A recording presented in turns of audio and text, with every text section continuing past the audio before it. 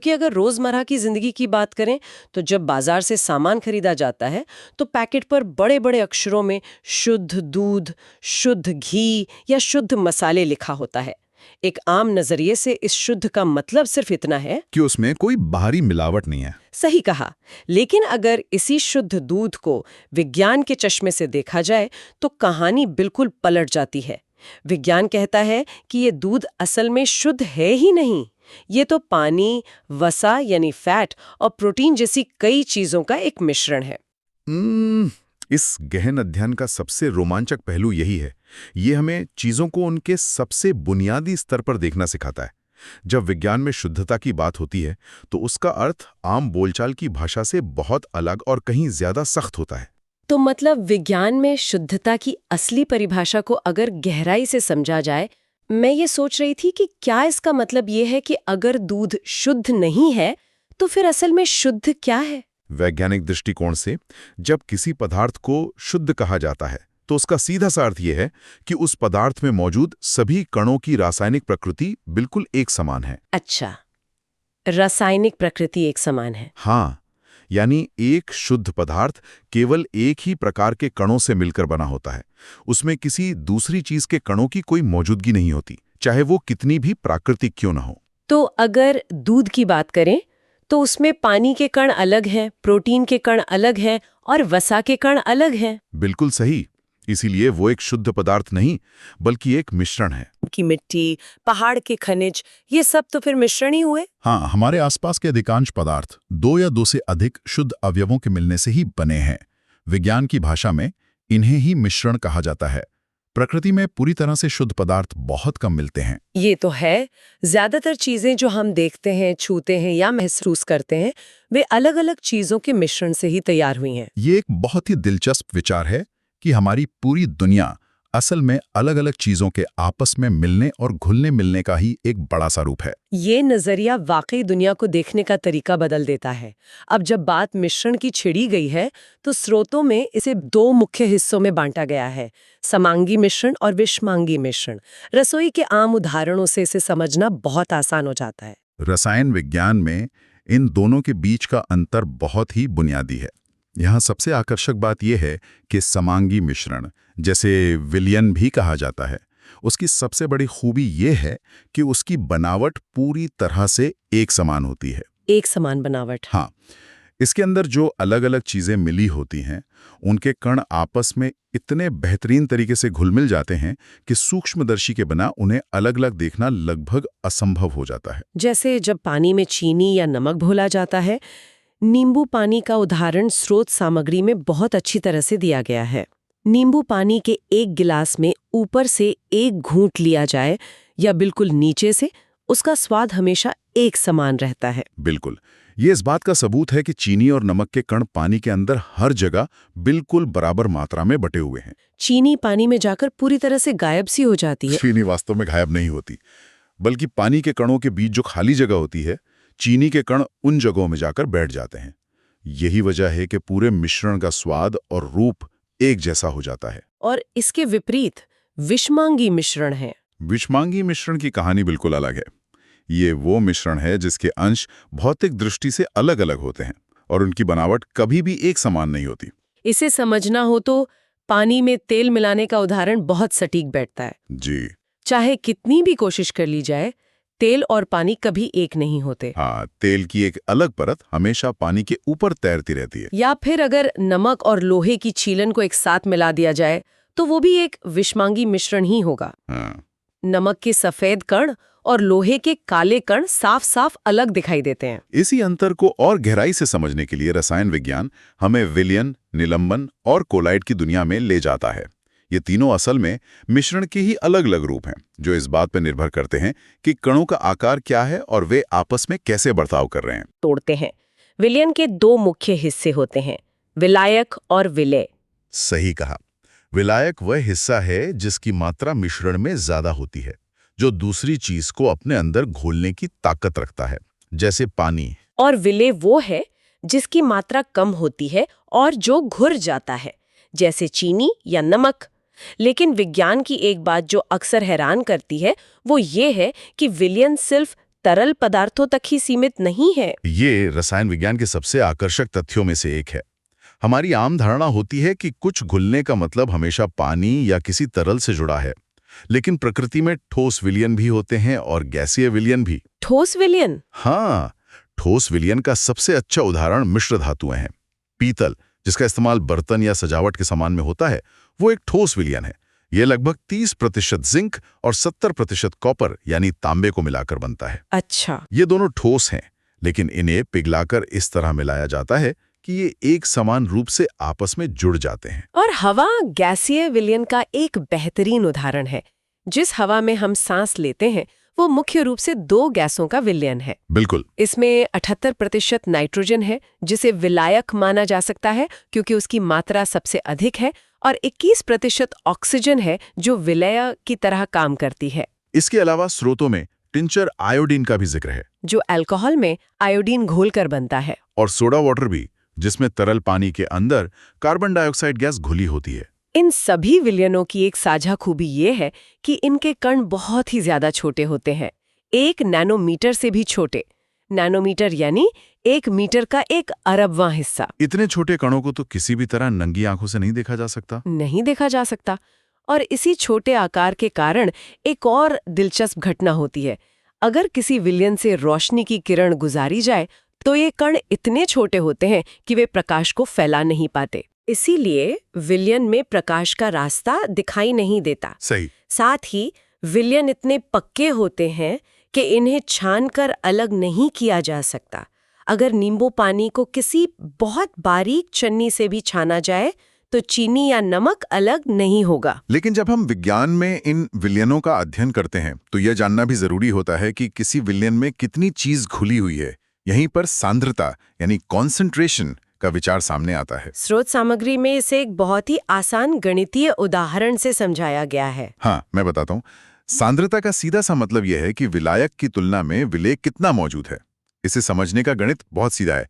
मान लिया जाए कि एक बर्तन में 320 ग्राम पानी है। ठीक है, ये पानी हमारा विलायक है। अब इसमें 40 ग्राम साधारण नमक डाल दिया जाता है जो विलेय है। तो अगर इसे ऐसे समझें कि विलयन का कुल वजन निकालना है तो 320 ग्राम पानी और 40 ग्राम नमक को जोड़ना होगा, जो कुल मिलाकर 360 ग्राम हो जाता है। अब सांद्रता का प्रतिशत निकालने के लिए बस ये देखना है कि इस पूरे 360 ग्राम के विलयन में नमक का हिस्सा कितना है।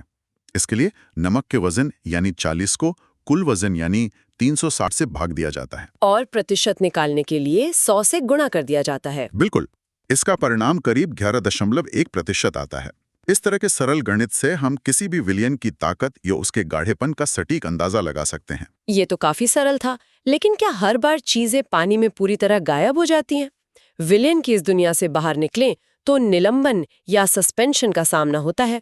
अगर पानी में चॉक का पाउडर डाल दिया जाए तो वह चीनी की तरह नहीं घुलता। निलंबन वास्तव में एक विषमांगी मिश्रण है।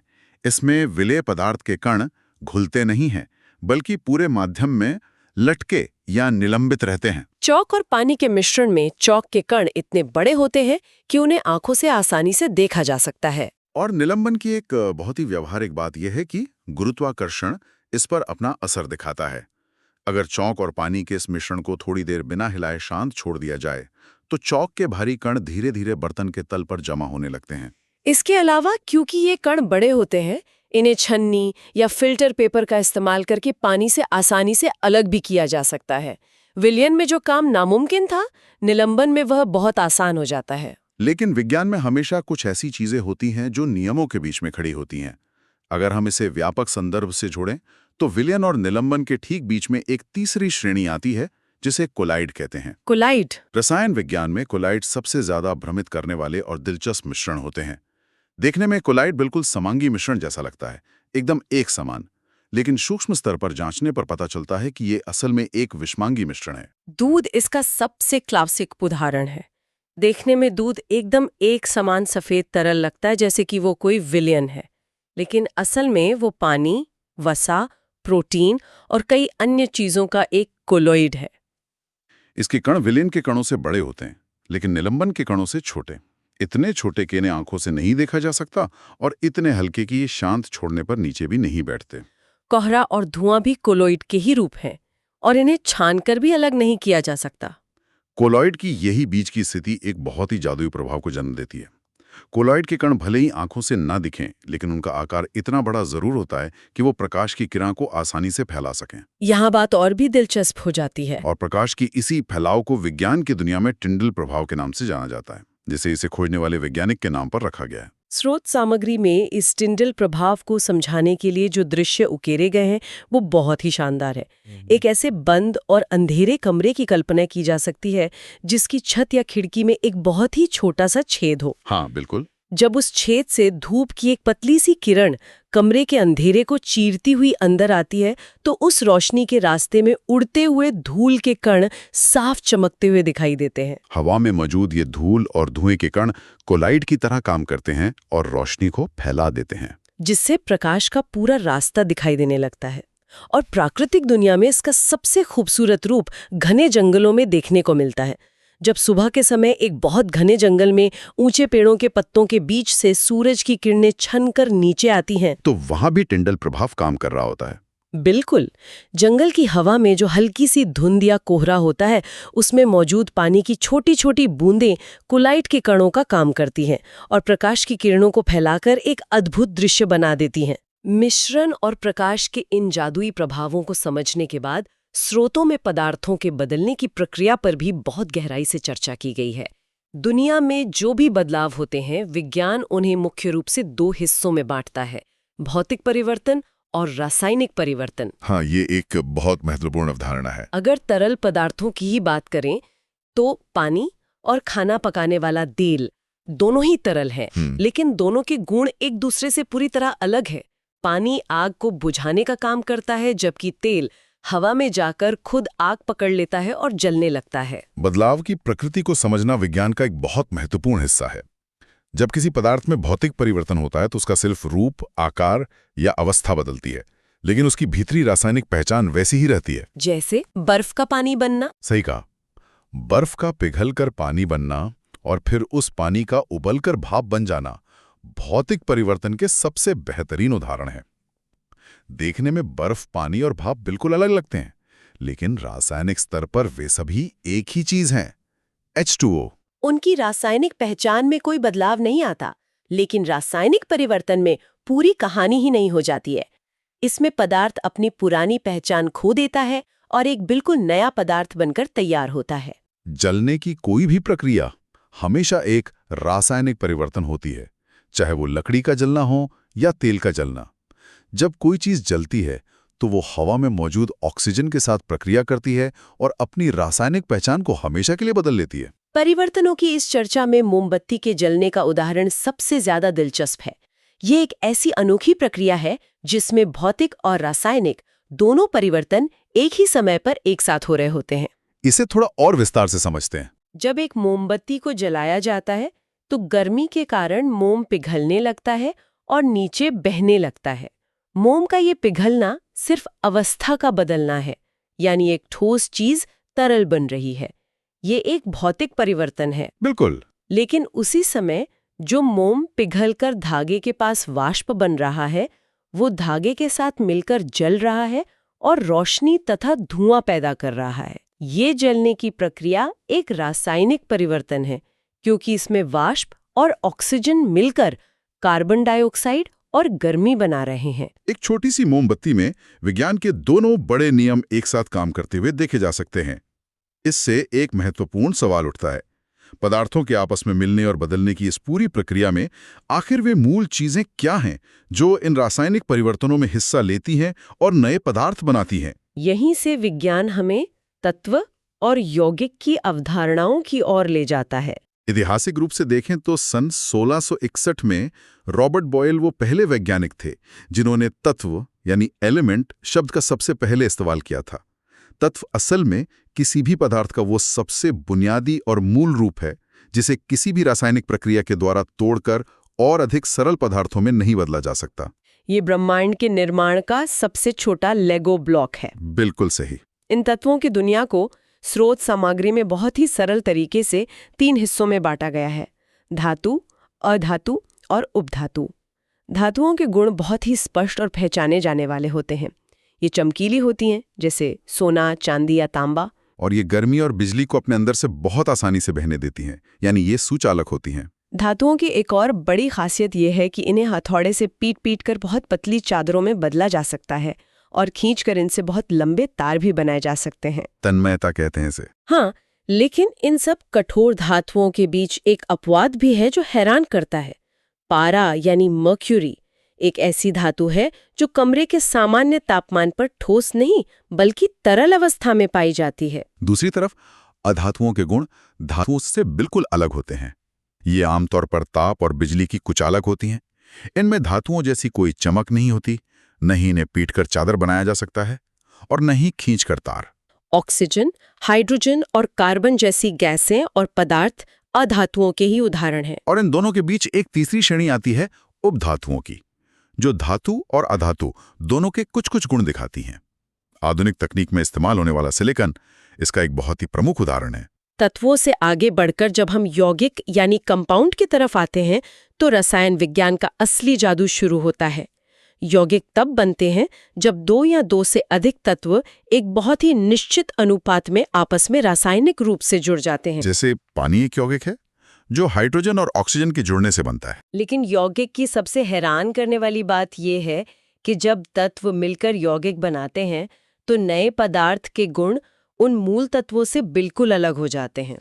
इस बदलाव को साबित करने के लिए स्रोत सामग्री में लोहे और सल्फर का एक बहुत ही शानदार प्रयोग दिया गया है, जो मिश्रण और यौगिक के बीच के फर्क को पूरी तरह से साफ कर देता है। कल्पना की जा सकती है कि एक विज्ञान की प्रयोगशाला में दो समूह काम कर रहे हैं। ये कहानी की तरह है। हाँ, दोनों समूहों को लोहे का बारीक चूर्ण और पीले रंग का सल्फर पाउडर दिया गया है। पहले समूह ने सिर्फ लोहे के चूर्ण और सल्फर पाउडर को एक बर्तन में अच्छी तरह मिला दिया। उन्होंने कोई रासायनिक प्रतिक्रिया नहीं की, बस चीजों को एक साथ रख दिया। ये सिर्फ एक मिश्रण है। बिल्कुल। इसकी पहचान कैसे होती है? अगर इस मिश्रण के पास एक चुंबक लाया जाए तो चुंबक तुरंत लोहे के कणों को अपनी ओर खींच लेता है।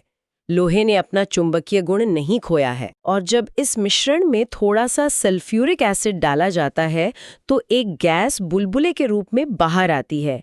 ये गैस हाइड्रोजन है, जिसका ना तो कोई रंग होता है न कोई गंध, और ये बहुत जल्दी आग पकड़ लेती है। हाँ, लेकिन दूसरे समूह का प्रयोग पूरी कहानी बदल देता है। उन्होंने उसी लोहे और सल्फर के मिश्रण को लिया, लेकिन उसे एक बर्तन में डालकर तेज आंच पर तब तक गर्म किया जब तक कि वो पूरा मिश्रण लाल नहीं हो गया। इतनी तेज गर्मी ने दोनों तत्वों को रासायनिक रूप से आपस में जोड़ने पर मजबूर कर दिया। गर्म करने के बाद जो नया काला पदार्थ बना वो अब मिश्रण नहीं रहा, वो एक यौगिक बन चुका है, आयरन सल्फाइड।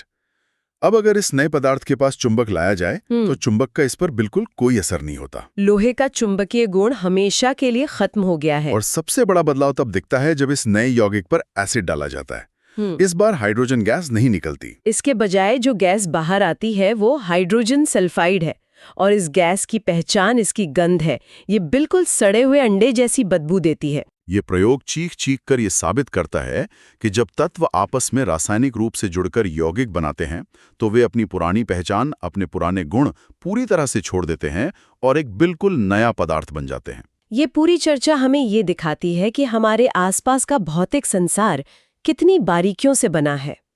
विज्ञान हमें सिखाता है कि सतह पर जो चीजें जैसी दिखती हैं, गहराई में जाने पर उनके नियम बिल्कुल अलग होते हैं। शुद्धता की आम परिभाषा से लेकर तत्वों के आपस में जुड़कर सड़े हुए अंडे की गंध वाली गैस बनाने तक का ये सफर ब्रह्मांड के काम करने के तरीके को समझने की एक छोटी सी कोशिश है। तो आज के इस गहन अध्ययन में हमने ये जाना कि विज्ञान के लिए शुद्धता का असली मतलब क्या है। हमने देखा कि कैसे हमारे चारों तरफ मिश्रणों का एक बड़ा जाल फैला हुआ है, चाहे वो एक ग्लास नींबू पानी हो या हवा का विशाल महासागर। हमने विलयन के काम करने के तरीके को समझा, निलंबन को देखा और कोलाइड के उस जादुई टिंडल प्रभाव को महसूस किया जो घने जंगलों में रोशनी के रास्ते बनाता है। भौतिक और रासायनिक परिवर्तनों के फर्क को मोमबत्ती की लौ में जलते हुए देखा, और अंत में लोहे और सल्फर के उस अद्भुत प्रयोग के जरिए जाना कि कैसे तत्वों मिलकर एक पूरी तरह से नई दुनिया रचते हैं। इस पूरी वैज्ञानिक यात्रा के अंत में एक ऐसा सवाल उभर कर सामने आता है जो सोचने पर मजबूर कर देता है। आज हमने चर्चा की कि हमारे आसपास की हवा वास्तव में नाइट्रोजन और ऑक्सीजन जैसी विभिन्न गैसों का एक बहुत बड़ा मिश्रण है। हाँ, अब ये कल्पना करना बेहद रोमांचक है कि क्या भविष्य में कभी ऐसी विशालकाय और उन्नत तकनीक विकसित की जा सकती है जो हमारे पूरे वायुमंडल के इस विशाल मिश्रण को छानकर गैसों को अलग-अलग शुद्ध तत्वों में वापस बांट दे। ये तो बहुत ही क्रांतिकारी विचार है। और अगर विज्ञान कभी हवा से ऑक्सीजन या नाइट्रोजन के अथाह महासागर अलग करने में सफल हो जाए, तो क्या उन अथाह शुद्ध तत्वों का उपयोग अंतरिक्ष में किसी पूरी तरह से नई दुनिया, किसी नए ग्रह के वातावरण के निर्माण के लिए किया जा सकता है? ये एक ऐसी संभावना है जो विज्ञान की सीमाओं को कल्पना के पार ले जाती है। विज्ञान की इन्हीं अद्भुत संभावनाओं और ब्रह्मांड के इन छोटे बड़े रहस्यों पर विचार करते हुए आज की इस विस्तृत चर्चा को यहीं विराम देते हैं। रोजमर्रा की चीजों में छिपे इन वैज्ञानिक चमत्कारों को समझना हमेशा ही एक रोमांचक अनुभव होता है। इस गहन अध्ययन में शामिल होने के लिए बहुत बहुत धन्यवाद।